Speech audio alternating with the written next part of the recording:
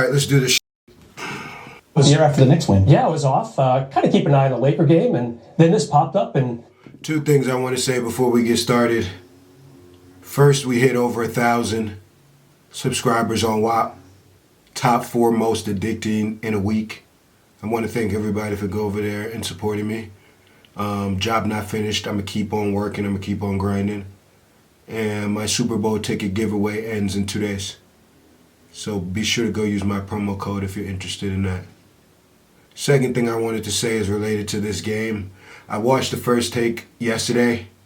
I didn't realize that this move that they did, that the Mavs did, they f***ed Luka out of $100 million. By trading him, now he's not eligible for the Supermax. So they cost Luka $100 million. So from the Lakers' perspective, you get Luka for $100 million less than what you would have had to pay him. And he's 6 years younger than Anthony Davis. That's like leaving a 30-year-old girl for a 24-year-old girl that's got way more money than that. I don't know why I'm laughing. This is a serious matter. I'm still pissed off. I see all you Laker fans. I'm already seeing you Laker fans D-Ride and Rob Pelinka, and it's nasty. Y'all done flipped on AD so fast, we ain't even played a game. We don't even have a center, and you niggas is already dick-riding Rob Pelinka? Boy, y'all are nasty, man. This is why I say I'm not a Lakers fan, boy. Not a Lakers fan. Nigga, not a Laker fan. All right, let's get into it. Let's see how angry this makes me. here we are, Geet. I'm still kind of stunned. This day is here. For those who were stunned, like we all were a few nights ago, and it's very real, as you see Luka Doncic walking into the training facility with Rob Pelinka. Rob Pelinka and Luka strolling in together. Luka's first comments. They had him wear that graded so he don't look fat. Saw his post thanking Dallas Mavericks fans. My first question would be, Luka, take your shirt off. yeah. Take the shirts off right now. Let's see you. Let's see what the body look like. Show me the body, nigga. Show me the body. Let's hop on the scale. Somebody get a scale. Can we get a scale up here?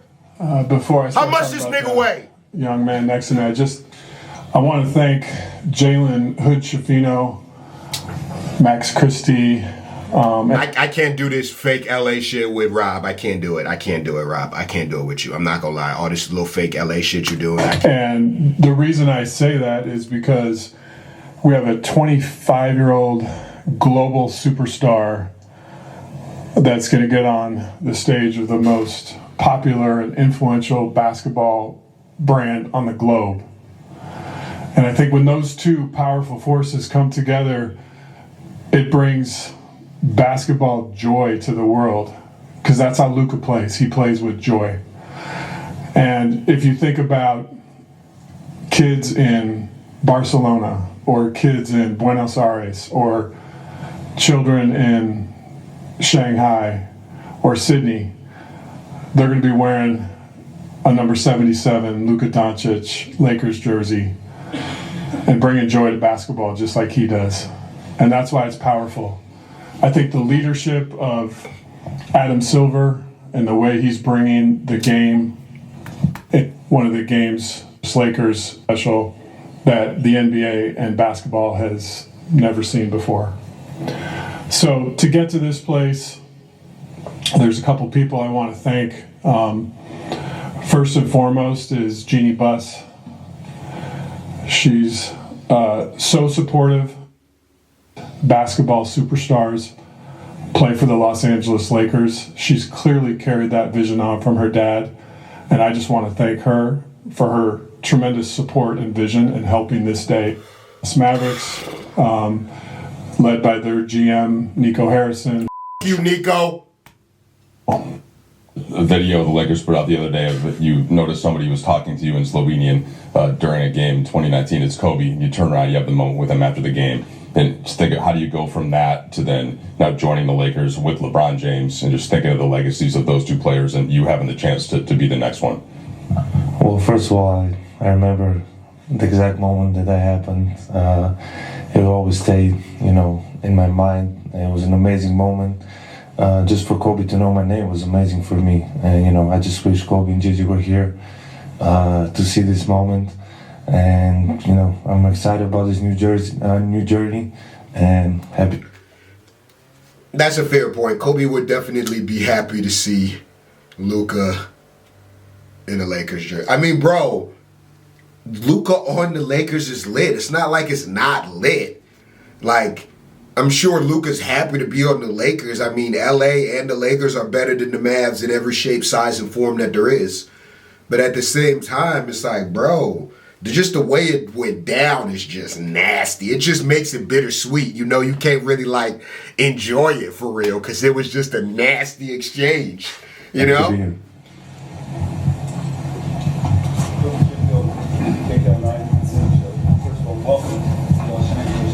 you walked out, you saw all of us here standing here waiting for you to come. What's your reaction to seeing all of us here to welcome you to Los Angeles? Well, first of all, it's very nice. There's a lot of people here. I don't think there's ever been so many people in my press conference. So I really appreciate all the support. That's all you get, buddy. Welcome to Los Angeles. I'm curious, what's your reaction been the last 48 hours to some of the comments coming from Dallas on your way out the door to join the Lakers? I'm just excited, to be here to start this new journey. And obviously, at some point I knew this was going to happen. But I would say I always take the high road. I had my amazing moments in Dallas with all my teammates, coaches, and the most importantly, the fans. They always supported me, and it was an amazing journey. Hey Luka, Dan Wicke with the LA Times. Welcome to LA. You, in a podcast with JJ years ago, said that the one NBA player that you watched was LeBron James. What is your kind of reaction to being able to now play with him, and how do you think that's going to work for the two of you guys on the court? It's just like a dream come true, I always look up to him. There's so many things I can learn from him. And I'm just excited, Yeah, it's too much. It's too much money at play here, man. Luka not about to f up his bag or his family's bag, or he not about to mess up no bag. So y'all not getting nothing from him. And Rob is fake as hell, so you ain't getting nothing from him neither. So it's just gonna be a lot of y'all. We're excited to have him. Yeah, I'm excited to be here. I'm just excited to work. Yeah, I just want to get to work. I just want to play the best that. Give me a break, bro. How you guys both see the game, very few can see it that way. Like, how do you see that fit from a passing, playmaking, and just two-man game perspective? Yeah, I think we both make our teammates better. I think our IQ is very high, so I think that's going to help everybody. But obviously, I really haven't think about basketball much these days. I'm just excited to work with him. I work every day here, so every day that goes by is going to be better. Luka, Kobe Price, SoCal News Group, welcome to LA. Got one for both you guys. First for you, Luka. I think you even wrote in a social media post that you thought that Dallas is going to be a place that you're looking forward to win championships, staying for your career. Emotionally, what have the past 48 to 60 hours been for you? He's not gonna say nothing. In coming to LA. He's not gonna say nothing. Well, it was hard first. That first day was really hard. I felt like this last 48 hours was 1 month. Like 2 days ago was 1 month ago. That nigga looked like he about to cry, bro. Hold on, I didn't mean to mute it. My bad. It was 1 month ago, so emotionally it was really hard. But every day that like today was much better. I'm just very happy to be here. You don't seem happy. It's the Lakers. You don't seem that happy. One of the best clubs in history. Why you sound like this? Where's the on Sunday? I don't hear any energy in your voice. That nigga keeping the negotiations. He fucked up. Y'all fuck. So I imagine the final moments. At what point did you, introduce this trade idea to Jeannie? And what was her initial reaction when you told her about it? Yeah, so this all started asking the with question. coffee in Dallas, where Nico approached us with the concept, and because there was a partnership and a history of travel in the world between Nico and myself working around Kobe Bryant, there was a fabric of trust in the discussions, and these type of deals are incredibly intricate and complicated, and along the way we knew there would be 248 insurmountable snags to get to the end, and there were. And so over the course of 3 weeks, call it, an issue would come up. Wow, they kept there this. was no way to climb the They mountain, kept this low for 3 weeks. and we'd figure out a way. Then the next issue would come up, and you just keep going, and you stay committed. That's to what the Luka's sitting there thinking in this moment. These niggas kept this shit from me for 3 weeks. You stay committed to trying to get the deal done in a partnership sense. I think a lot of people talk about negotiations in terms of who won and who lost. I try to approach a negotiation in the sense of how do we build a partnership where we can get to the end. And I think that was the lens that we worked and the premise we worked under. And when the concept was initially introduced to us, it was, hey, the only way we could even have these discussions was if it's between owner and GMs. And there was a commitment to that. And if we broke that commitment by talking to anyone else, this day would never happen.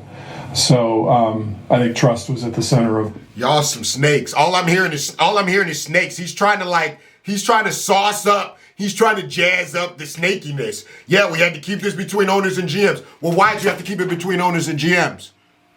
Because you knew that if it got out, everybody was coming for y'all. Of all those discussions, and I called Jeannie after the coffee in Dallas and brought her in immediately, as I do with everything. Her and I have a really strong working relationship, and the fabric of that is that we share things in real time. And she was extraordinarily excited and hopeful that we could get to the end, which we were able to do. She couldn't wait to get AD out of there. This is wicked. Question for both of you guys. Obviously, from the league's biggest superstars to fans, people were shocked that the Mavericks were willing to deal a 25-year-old superstar in his prime who has another 10 years. He's not in his prime. What was both of your guys', I guess, he ain't hit the prime Brad, yet. what was your level of shock that this was even Like I said, I think you hit your prime in basketball, like 27. Mavs were willing to deal you. 27. How old is Shea? 26? 27? You got to be like I try to 27. take everything in stride. I think, it's interesting if all of us watch Luka play. He has a combination of basketball. All right. Learning lessons from that mentality are to stay in the moment. And so I don't think of it in terms of shock, surprise. I think of it in, okay, this is coming at me. It's like a game. Maybe a blitz is coming at Luka. He's not going to be shocked. He's going to stay in the moment, figure out the read, and make the play. And so when the opportunity came to me, that was sort of my mindset, is to, okay, this is coming. This is a concept that came to me. Now, how do I process this mentally to get the deal completed? And right away, when it was brought up at the coffee, my mind started churning. There were so many complicated things. We have the Mavericks are hard capped at the first apron. The Lakers are up against the second apron. There's trade kickers. There's going to be a third team that's going to have. So my gears were turning about the deal the same way his basketball mind is processing a play.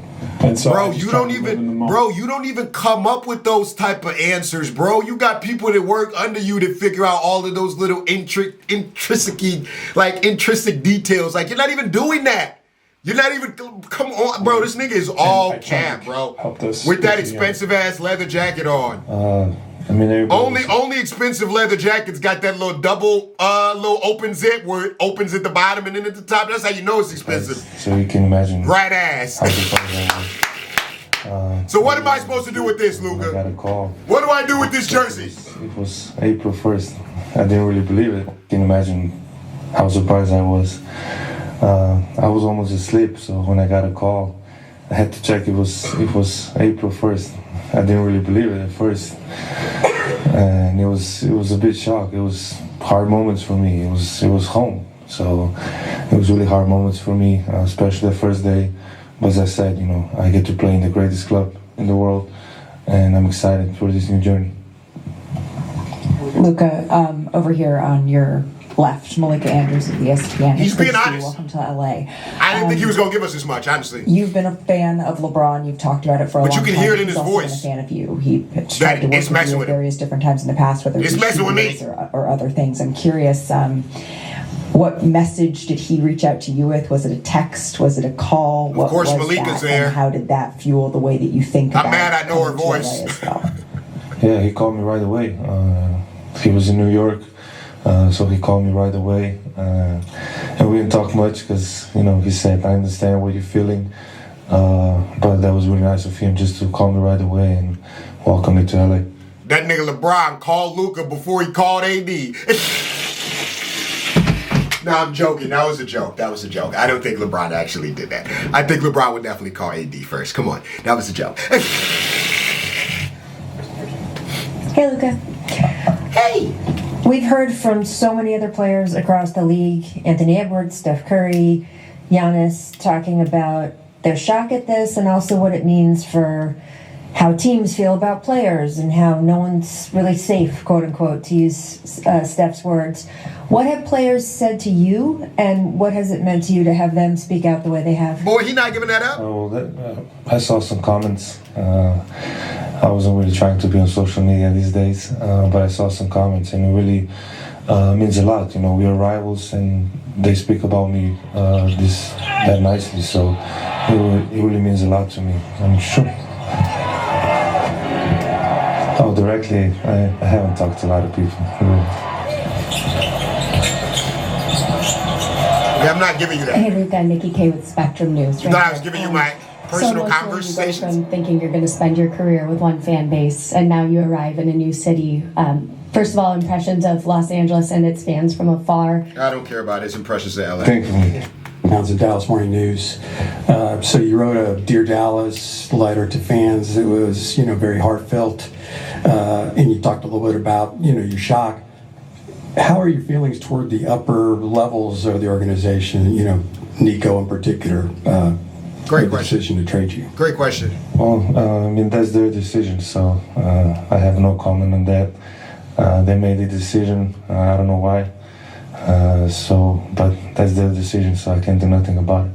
And then one of the reasons that was given was that there was concern that, beyond this summer, or that there's a chance you might not agree to the Supermax extension.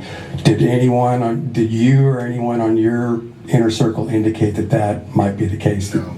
Absolutely not. Hell no. It's easy as that. No, fuck no, nigga. Luka, over there. Niggas lying, they rats. They got new ownership. They got a new owner, and he trying to figure out a way to save $100 million with his cheap ass. How you a billionaire cheap? I feel it, but damn. He's like, oh, this nigga fat. He coming in a little sassy, and we got to give him an extra 100. You telling me I can cut him and save the 100? I might just cut him and save the 100. It was a stupid move. Shouldn't have did it. Should have paid the 100, but you live and you learn, Do you feel you have something to prove? Sorry? Do you feel you have something to prove? Sorry. Do you think you have something to prove? Oh, okay. Sorry. Yeah. Obviously, yeah. Yeah. That's it. Win the championship. You don't come here for nothing else than championship. So I have everything left to prove. So and the goal is to win the championship. And they're going to do you just like AD. They're going to act like they love you, and then as soon as you turn 30, 31. Address the criticism that's followed you on your way out about concerns about conditioning and durability. It's a motive. I know it's not true. I know, but it's a motive. Like I said, I came here, one of the biggest clubs in history of sports, so it's a big motive for a long run here. I'll just add to that one, Mark. I think greatness is an evolution and a process. And I think if you're striving for perfection, as we are as an organization or as a player is, you're going to have challenges to make yourself better. Rob, you are so annoying. I'm not going to lie. I think you are that's so just something to keep in I'm mind. so over. I'm over this. We're getting this whole little bit you the doing. question will be forthcoming. When is Luka going to play? I'd rather just take that one head on. Our sports performance department is led by Dr. Leroy Sims. Luka's got trusted sports performance folks that are going to become part of our family and Dr. Sim's circle. And they're working together as we speak about a return to play plan. We have 5-on-5 scheduled tomorrow for Luka, and we're going to take it one day at a time just to make sure that the calf injury is in a good and safe place. So I would truly say at this point he's day to day. We're going to take it one step at a time. But if all those days go well and Luka feels good and confident, he'll be in a game soon. But we're going to partner with him. Are you going to get us a center? His amazing team, who's now part of our family, led the by trade deadline is Thursday. My nigga, it's Tuesday. And the rest of the folks that are here today. Are we getting a center? Decisions around superstar players, and we partner and collaborate with them, and that'll be our process with Laura, Beth, and Duff. Okay, Rob. God, I guess more about that. Just hear from you what this process has been like. You've gone through now 4 times with this calf. So what have you done to get back on the court? How are you feeling, and how confident are you in that this won't be a reoccurring injury? Well, for the first time, I took my time, get it to heal 100%.